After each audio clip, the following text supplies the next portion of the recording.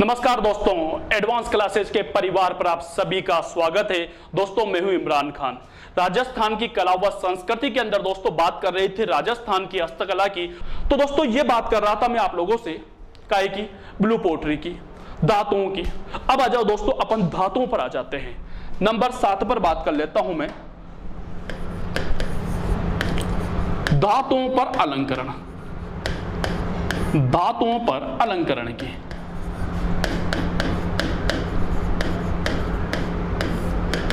चलो दोस्तों, धातुओं पर अलंकरण की बात की जाए। अलंकरण, धातु मतलब सोना चांदी तांबा ब्रक, अलंकरण मतलब आभूषण बनाना।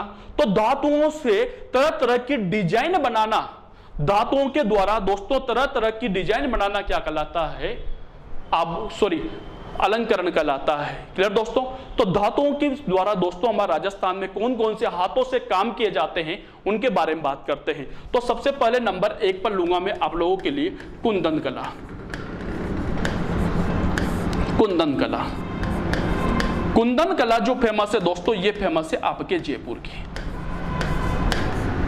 कुंदन कला क्या होती है समझना दोस्तों, कि दोस्तों कोई सोना है, चांदी है, मुख्य रूप से सोने का प्रयोग किया जाता है। अगर उसके ऊपर कोई सोने या चांदी के ऊपर या सोने के ऊपर अगर कोई कीमती पत्थरों की जड़ाई कर दी जाए, सोने के ऊपर अगर कोई कीमती पत्थरों की जड़ाई कर दी जाए तो दोस्तों उसे क्या कहा जाता है? कुंदन कला कहा जाता है। जैसे मान लीजिए देखा होगा, नीलम है, पन्ना है, कीमती पत्थर है दोस्तों।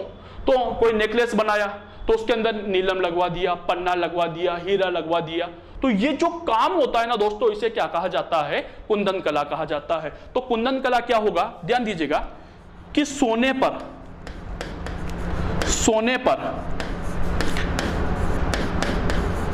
कीमती पत्थरों की जड़ाई करना।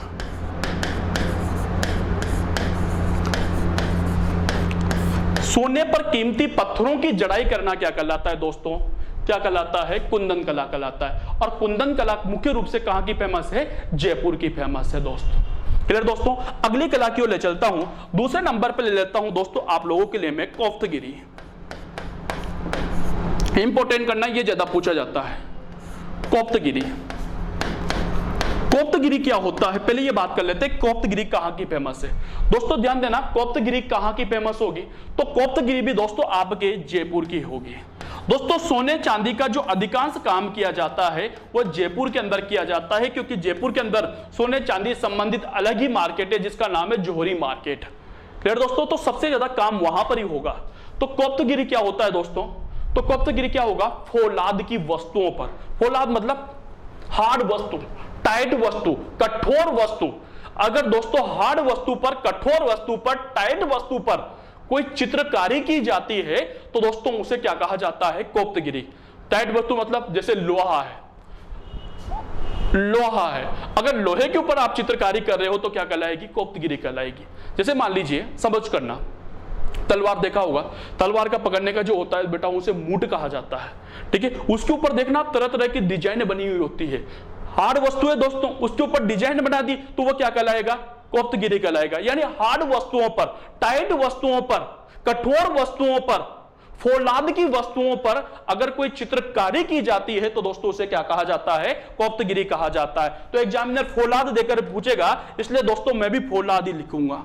तो फौलाद, फौलाद का मतलब समझ गए ना? कठोर वस्तु। फौलाद मतलब कठोर वस्तु। कठोर वस्तु पर चित्रकारी करना, चित्रकारी करना। अगर कठोर वस्तु पर चित्रकारी की जाती है तो दोस्तों उसे क्या कहा जाता है? कोफ्तगिरी कहा जाता है। क्लियर दोस्तों? आ गई। तीसरे नंबर पे बात करता हूं आप लोगों से। तीसरे नंबर पर आपको सबको सामने नजर आ रहा होगा, तो तीसरे नंबर पे बात करता हूं आप लोगों से मीनाकारी की। मीनाकारी जो फेमस है वही मीनाकारी, सोना चांदी का प्रयोग हो रहा है दोस्तों, सोना है। ठीक है दोस्तों? तो ये कहलाएगा, ये भी कहां की फेमस होगी? आपकी जयपुर की। क्लियर दोस्तों? अब मीनाकारी क्या होता है समझिए, कि सोने पर, ये दोस्तों ये आपको नजर आ रहा है ना, ये रहा, ये धातु है दोस्तों, ये धातु है, ये रहा। तो इसे कहा जाता है, ये जो चीज है ना दोस्तों, इसे कहा जाता है मीना। धातु का नाम है दोस्तों, धातु का नाम है। तो अगर सोने के ऊपर मीने की जड़ाई कर दी जाए, देखो जड़ाई कर रखी बीच बीच में कर रखी, देखो ये कर रखी, ये कानों का है, ठीक है, ये गले का हार है, और इसके ऊपर दोस्तों ये मीना चढ़ा रखा दोस्तों, ये देखिए आप लोग यहां पर भी चढ़ा रखा है, ये चढ़ा रखा आप लोगों। तो ये जो चीज है ना दोस्तों, इसे क्या कहा जाता है? मीनाकारी कहा जाता है। तो यानी मीनाकारी क्या होगी दोस्तों, वापस ध्यान दीजिएगा, मीनाकारी कहां की दोस्तों? जयपुर की। अब क्या होगी कि सोने पर, आप ही डेफिनेशन फोटो को देखकर दोस्तों, फोटो को देखकर आप लोग डेफिनेशन बता सकते हो क्या होगी, बताइए, सोचिए।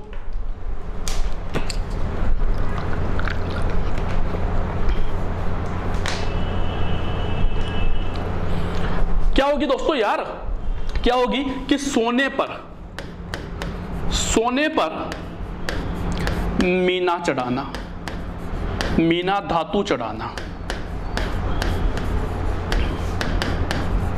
सोने पर मीना धातु चढ़ाना। देखो सोना है, सोने के ऊपर मीने की धातु चढ़ा दी गई, तो ये क्या कहलाएगी? आपके मीनाकारी कहलाएगी। क्लियर दोस्तों यहां तक?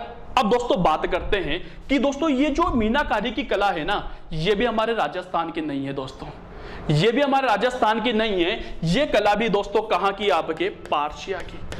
कहां के दोस्तों? पारसिया। पारसिया कहां पर आएगा? ईरान के अंदर।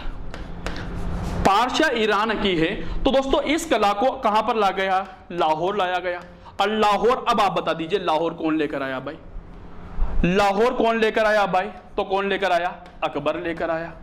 कौन लेकर आया? अकबर लेकर आ गया, आ गए अकबर। अब लाहौर से यह कला कहां पर आई दोस्तों? आपके जयपुर के अंदर। यानी दोस्तों भारत में, लाहौर उस समय भारत में था भाई, तो लाहौर में या भारत में सबसे पहले इस कला को लाया था अकबर। अब अब यह कला कहां पर आ गई? अब कला कहां पर आ गई? जयपुर के अंदर, राजस्थान के अंदर। तो राजस्थान के अंदर इस कला को जो लाने का श्रेय दिया जाता है, वो दोस्तों उसका नाम याद रखना, काफी बार पूछा जाता है। तो वो लेकर आए थे दोस्तों आपके मानसिंह प्रथम। कौन लेकर आया था दोस्तों? मानसिंह प्रथम। इस कला को जो राजस्थान में या जयपुर में लाने का जो श्रेय दिया जाता है, वो मानसिंह प्रथम को दिया जाता है। क्लियर दोस्तों? दोस्तों इस कला के जो प्रमुख कलाकार है वो भी पूछ लिया जाता है, नाम याद रखना, प्रमुख कलाकार। इस कला के मीनाकारी के जो प्रमुख कलाकार माने जाते हैं दोस्तों, वो माने जाते हैं आपके सरदार कुदरत सिंह।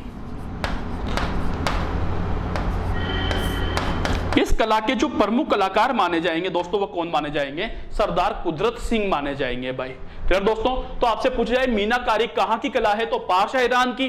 राजस्थान में कौन लेकर आया? मानसिंह प्रथम। ध्यान दीजिएगा, ब्लू पोट्री पढ़ा चुका मैं, ब्लू पोट्री को राजस्थान में कौन लेकर आया था? तो राम सिंह प्रथम।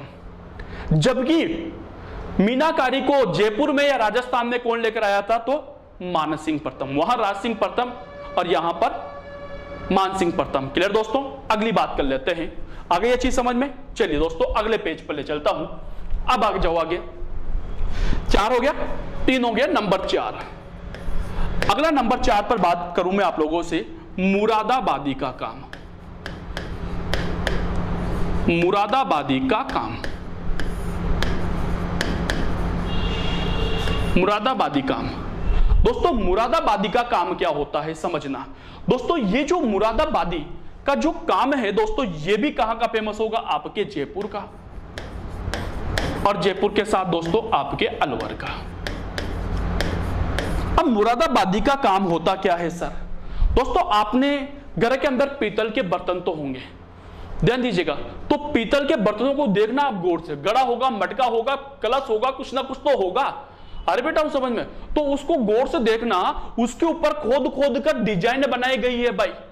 तो वो जो पीतल के, और मतलब नहीं हमारे साथ स्टील का चल जाएगा, नहीं चलेगा भाई, किसका होना चाहिए? पीतल का।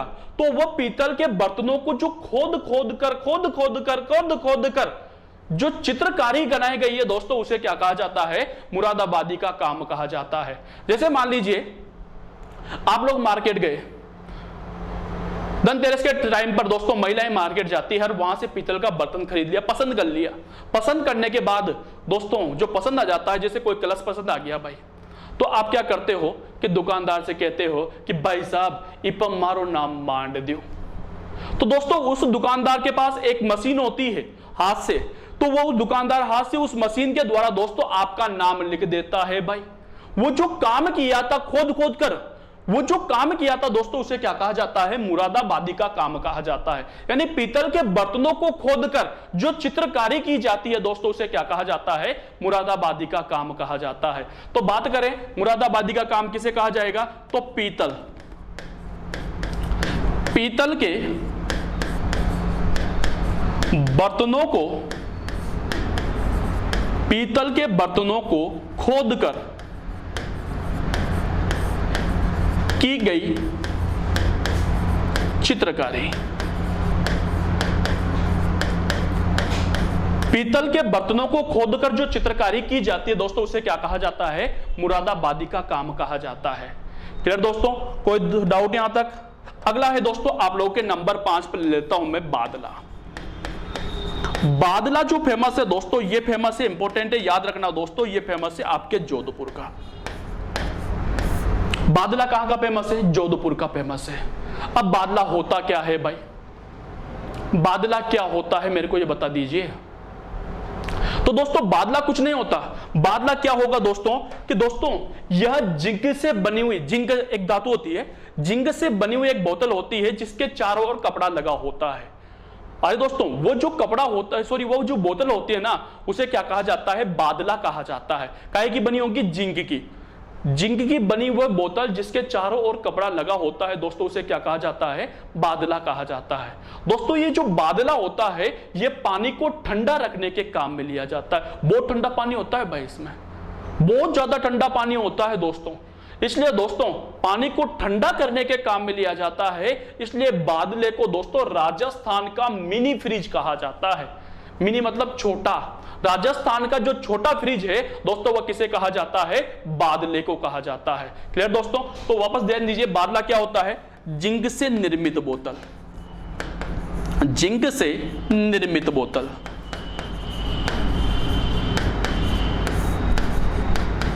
निर्मित पानी की बोतल,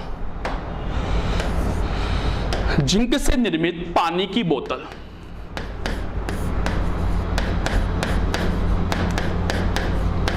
जिंक से निर्मित जो पानी की बोतल होती है दोस्तों उसे क्या कहा जाता है, बादला कहा जाता है। दोस्तों बादला क्या काम आएगा, कार्य। बादले का क्या काम है, तो कार्य क्या है दोस्तों, पानी को ठंडा रखना, पानी को ठंडा रखना। हाड़ौती में दोस्तों इसे छाकड़ कहा जाता है गांव की भाषा में। तो दोस्तों पानी को ठंडा रखने के काम में लिया जाता है। दोस्तों अगली बात करूं कि बादले को राजस्थान का मिनी फ्रिज कहा जाता है, मिनी फ्रिज कहा जाता है। तो राजस्थान का छोटा फ्रिज किसे कहा जाता है, तो वो किसे कहा जाएगा दोस्तों, बादले को कहा जाएगा। क्लियर दोस्तों, स्क्रीनशॉट ले लीजिए, फिर आगे बढ़ता हूं नंबर 6 पर। नंबर 6 और बहुत ही इंपॉर्टेंट दोस्तों, नंबर 6 और बहुत इंपॉर्टेंट, उस्ता कला। उस्ता कला, ध्यान दीजिएगा, उस्ता कला। उस्ता कला जो फेमस है दोस्तों ये है बीकानेर की। उस्ता कला कहां की फेमस है, बीकानेर की। दोस्तों इस उस्ता कला का नाम उस्ता कला नहीं है दोस्तों, मैंने गलत मान दिया, गलत लिख दिया दोस्तों। इसका जो मेन नाम है, ध्यान दीजिएगा, इसका जो मेन नाम है वह है दोस्तों आपके मुनव्वरी कला। क्या नाम है दोस्तों इसका, मुनव्वरी कला। इसका जो मेन नाम है दोस्तों वह है मुनव्वरी कला, लेकिन यह फेमस किस नाम से हुई, उस्ता कला के नाम से फेमस हुई। अब दोस्तों उस्ता कला या मुनव्वरी कला क्या होता है पहले वो समझ लीजिए। उस्ता कला क्या होगा दोस्तों, उस्ता कला क्या होगा कि ऊंट की खाल पर, ध्यान दीजिए दोस्तों, ऊंट की खाल पर सोने की चित्रकारी करना क्या कहलाता है, उस्ता कला कहलाता है। अगर कोई ऊंट है उसकी खाल है, उस ऊंट की खाल ऊंट पर नहीं की जाएगी दोस्तों, ऊंट पर की जाएगी तो वह जरी कट्टी कहलाएगा, जो अभी भी मैं आपको समझाऊंगा। फिर दोस्तों तो अगर ऊंट के ऊपर, ऊंट की खाल के ऊपर दोस्तों सोने की चित्रकारी की जा रही है तो वो क्या कहलाएगा, आपके उस्ता कला कहलाएगा या मुनव्वरी कहलाएगा। तो समझना उस्ता कला क्या होगा, ऊंट की खाल पर, ऊंट की खाल पर सोने की चित्रकारी करना।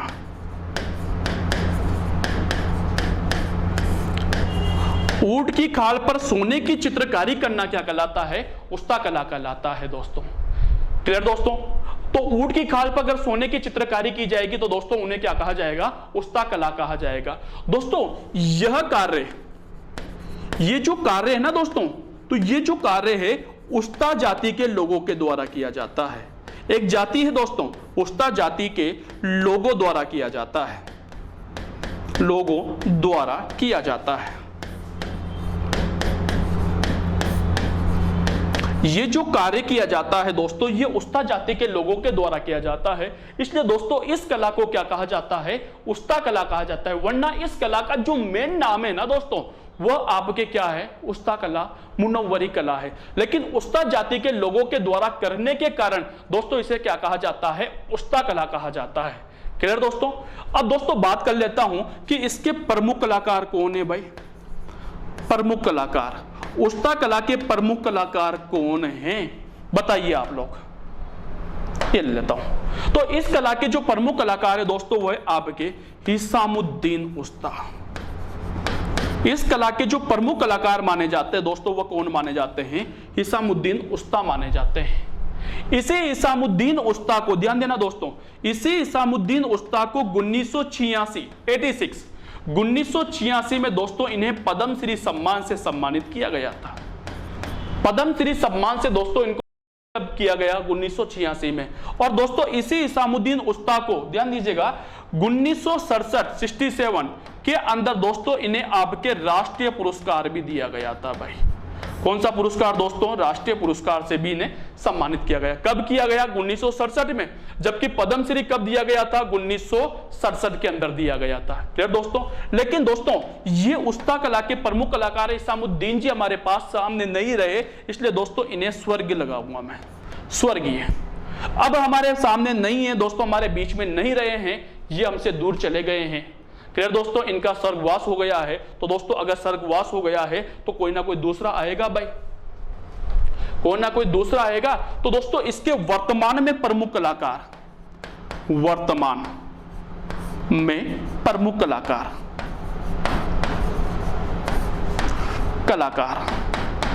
तो इसके वर्तमान के अंदर जो प्रमुख कलाकार माने जाते हैं दोस्तों, वो माने जाते हैं आपके हनीफ उस्ता।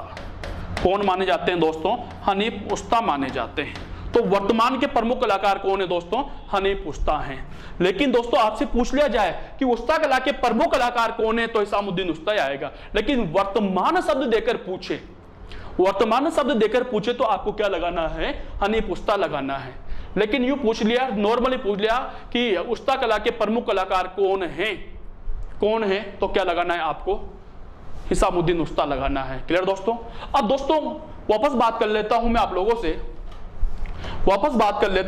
से, मैं कि उस्ता कला क्या होती है?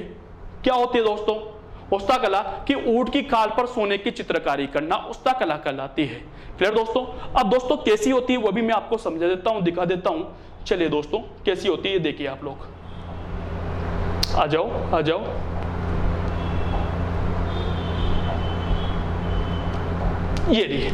ये देखिए आप लोग, ये ऊंट की खाल है दोस्तों, ये रही ऊंट की खाल।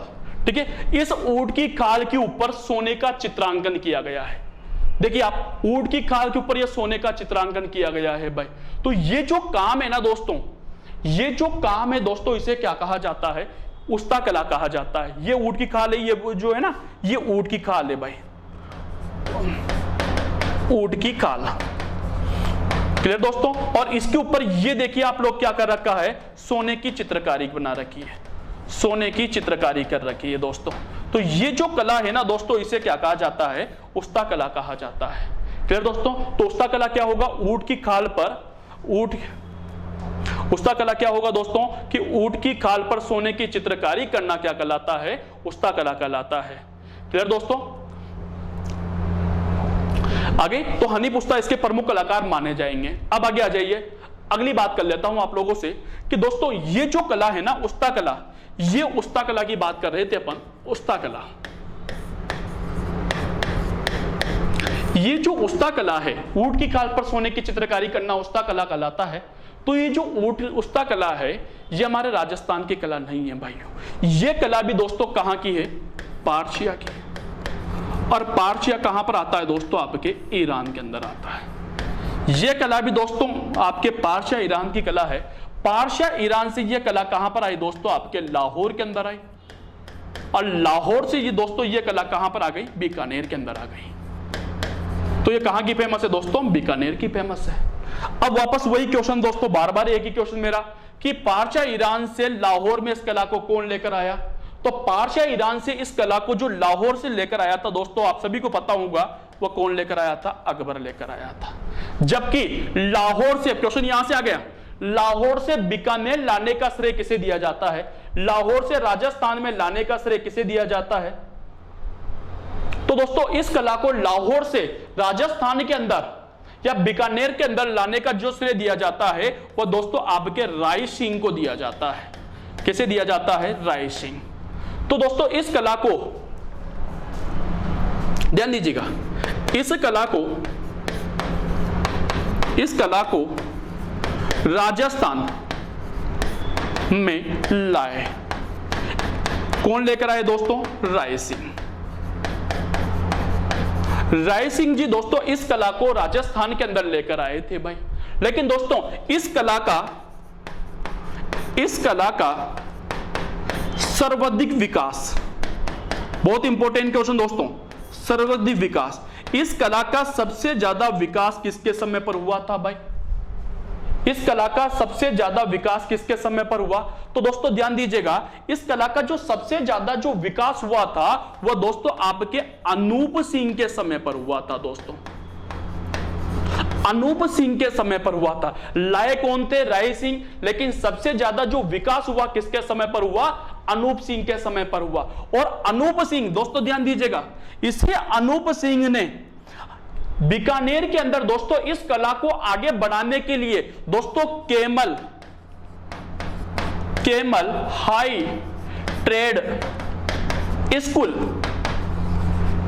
हाई ट्रेड स्कूल की स्थापना की थी। तो बहुत अच्छा क्वेश्चन बन जाता है कि केमल हाई ट्रेड स्कूल की स्थापना किसके द्वारा की गई?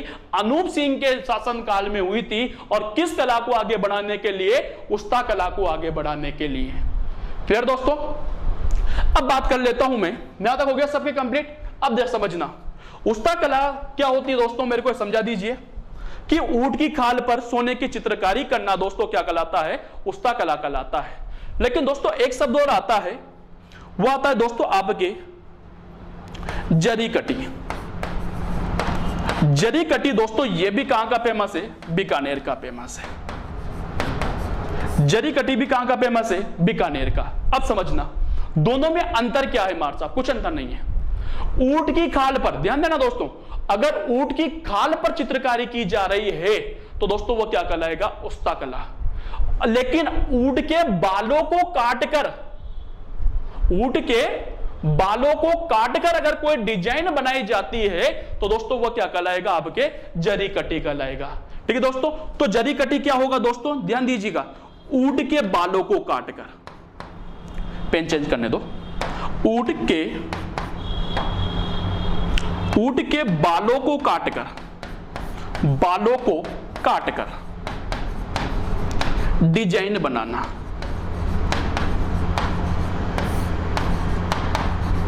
ऊंट के बालों को काटकर डिजाइन बनाना क्या कहलाता है? जरी कटी कहलाता। और जटी कटी एक और शब्द आता है दोस्तों, जटी कटी, बकरी के बालों को काटकर डिजाइन बनाना। ठीक, तो ऊंट के बालों को काटकर कोई डिजाइन बनाई जाती है तो दोस्तों उसे क्या कहा जाता है? जरी कटी कहा जाता है। ध्यान दीजिएगा, ये देखिए आप लोग बोर्ड पे देखिए, ऊंट के बालों को काटकर कितनी प्यारी डिजाइन बनाई गई है दोस्तों। सबको नजर आ रहा होगा दोस्तों, ये जो काम है दोस्तों, ऊंट के बाल है दोस्तों, इन ऊंटों को बालों को कोई अलग से मेहंदी से नहीं बनाई दोस्तों, ऊंट के बालों को काट करके डिजाइन बनाई गई है। तो ये जो ऊंट के बालों को काट कर डिजाइन बनाई है तो दोस्तों इसे क्या कहा जाता है? जरी कटी कहा जाता है। क्लियर दोस्तों? अब वापस समझना, ऊंट के खाल पर अगर कोई सोने की चित्रकारी की जाती है तो उस्ता कला कहलाती है, और ऊंट के बालों को काटकर अगर कोई चित्रकारी की जाती है तो उसे जरी कटी कहा जाता है। क्लियर दोस्तों, कोई डाउट यहां तक किसी बच्चे को? चलिए दोस्तों वापस आ जाते हैं। चलिए यहां तक आ गए थे। तो ऊंट के बालों को काटकर डिजाइन बनाना क्या कहलाता है? जरी कटी कहलाता है। क्लियर? अगली बात कर लेता हूं दोस्तों आप लोगों से। एक और चीज आती है मेरे पास, और वो आती है दोस्तों मथेरना कला। मथेरना कला, ये मथेरना कला भी कहां की है दोस्तों? बीकानेर की है। बहुत डिटेल के साथ ले जा रहा हूं दोस्तों आप लोगों को, हस्तकला के अंदर बहुत डिटेल के साथ आगे बढ़ा रहा हूं। तो मथेरना कला ये दोस्तों, अब मथेरना कला क्या होती है बताइए दोस्तों? मथेरना कला, मथेरना कला कहां की है? बीकानेर की। ध्यान दीजिएगा, उस्ता कला बीकानेर की, जरी कटी बीकानेर की, मथेरना कला बीकानेर की। अब मथेरना कला इसलिए तीनों को एक साथ ले रहा हूं ताकि कंफ्यूजन ना हो। तो दोस्तों क्या होती है कि आपने धार्मिक स्थान देखे होंगे दोस्तों, तो धार्मिक स्थानों की बाहर की दीवारों पर जो चित्रकारी की जाती है दोस्तों उसे क्या कहा जाता है? मथेरना कला कहा जाता है। तो धार्मिक स्थानों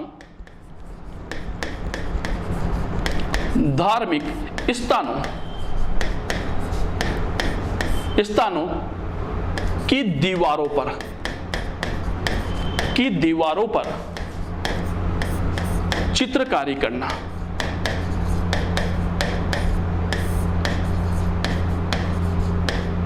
धार्मिक स्थानों की दीवारों पर जो चित्रकारी की जाती है दोस्तों उसे क्या कहा जाता है? मथेरना कला कहा जाता है। क्लियर दोस्तों? और भी हैं दोस्तों, अभी चित्रकला सॉरी आपकी हस्तकला पूरी नहीं हुई है, बहुत सारी अपन को बात करनी है और वो बात करेंगे दोस्तों नेक्स्ट क्लास के अंदर। आज समय आगे बढ़ने की परमिशन नहीं देता है, तो आज की क्लास में यहीं पर खत्म करता हूं। फिर मिलूंगा दोस्तों नेक्स्ट क्लास के अंदर। आज के लिए शुक्रिया, धन्यवाद दोस्तों। और दोस्तों एक रिक्वेस्ट करना चाहूंगा, जिसने भी अभी तक हमारे चैनल एडवांस क्लासेज के चैनल को अभी तक सब्सक्राइब नहीं किया है, तो दोस्तों हमारे चैनल को सब्सक्राइब कीजिए, शेयर कीजिए, और दोस्तों इतना प्यारा पढ़ाया है तो एक लाइक तो बनता है, तो आप लाइक कीजिए, कमेंट कीजिए। कमेंट करने से दोस्तों हमें हौसला मिलता है, हमारी गलतियां पहचानने में आती है। तो दोस्तों आप लोगों सभी से एक रिक्वेस्ट है कि हमारे चैनल को सब्सक्राइब कीजिए, अपने दोस्तों के साथ शेयर कीजिए। आज के लिए इतना ही, फिर मिलूंगा दोस्तों नेक्स्ट क्लास के अंदर। थैंक यू, शुक्रिया, धन्यवाद दोस्तों।